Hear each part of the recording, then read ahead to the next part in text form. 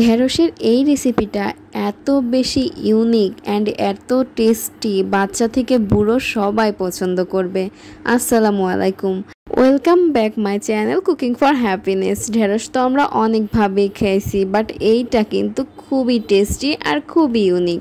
প্রথমেই ঢেঁড়সগুলোকে ধুয়ে তারপর মাঝখান থেকে কেটে নিয়েছি। এরপর দিয়ে দিয়েছি লবণ, মরিচের গুঁড়া, ধনের গুঁড়া আর জিরা গুঁড়া 1 চামচ করে দিয়ে দিয়েছি।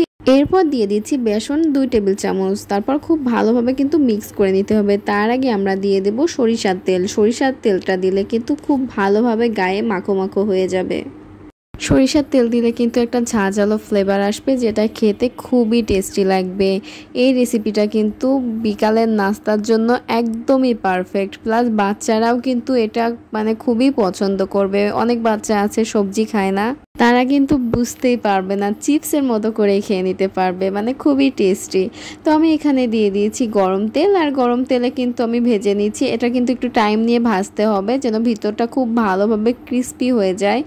তো দেখুন আমি বেশ টাইম নিয়ে ভেজে নিয়েছি। আমি এখানে 6 থেকে 7 মিনিট মতো করে ভেজে নিয়েছি। তো দেখুন আমি সার্ভ করে দিয়েছি সসের সাথে। সসের সাথে কিন্তু এটা খুব বেশি ভালো যাবে। আপনারা অবশ্যই সসের সাথে একবার হইলেও ট্রাই করবেন। দেখুন কতটা ক্রিস্পি হয়েছে, মাঝখান থেকে ভেঙে যাচ্ছে। লাইক, কমেন্ট, শেয়ার আর সাবস্ক্রাইব করতে একদম ভুলবেন না। আল্লাহ হাফেজ।